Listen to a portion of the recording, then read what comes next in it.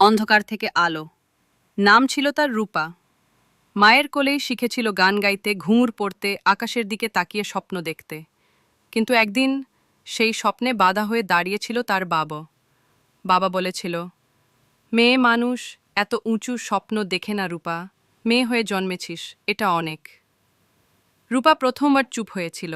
সে বুঝেছিল মেয়ে হয়ে জন্মানো যেন একটা দায়।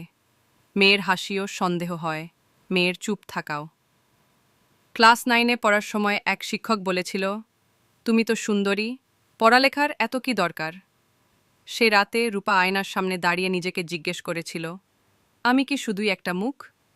এরপর একদিন কলেজে ভর্তি হবার কথা উঠল। বাড়িতে তোলপাড়। মামারা বলল, মেয়ে মানুষ এত দূরে গিয়ে কি করবে, বিয়ে দিয়ে দাও।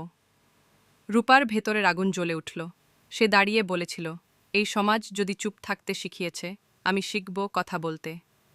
মা ছিল পাশে, হাজার কথা, হাজার বাধা পার করে কলেজ শেষ করল। তারপর আবার শুরু হলো যুদ্ধ। বিশ্ববিদ্যালয় ভর্তি নিয়ে অনেক কষ্ট। ভর্তি হয়েছিল বিশ্ববিদ্যালয়ে, নিজের পড়াশোনার খরচ চালাতো, টিউশনি করত, খেতো কম, ঘুমাতো কম, বাট সে থামতো না। তার প্রেম হয়েছিল, ভেঙেও গিয়েছিল, কারণ ছেলেটা চায়নি সে নিজের মতো করে বাঁচুক। রূপা তখনই বুঝেছিল, নারী হয়ে ওঠা মানে শুধু কারো প্রিয় হওয়া নয়, নিজের প্রিয় হয়ে ওঠা। বছর কয়েক পর রূপা চাকরি পেল এক আন্তর্জাতিক সংস্থায়। প্রথম বেতন দিয়ে মায়ের জন্য শাড়ি কিনে আনলো। মা বলল, তুই মেয়ে থেকে নারী হয়ে উঠলি। আমার রূপা সত্যিই উঠতে শিখেছে। সেদিন রূপা বারান্দায় দাঁড়িয়েছিল। তার চোখে ছিল এক অন্যরকম আকাশ, যেখানে বাধা নেই, ভয় নেই।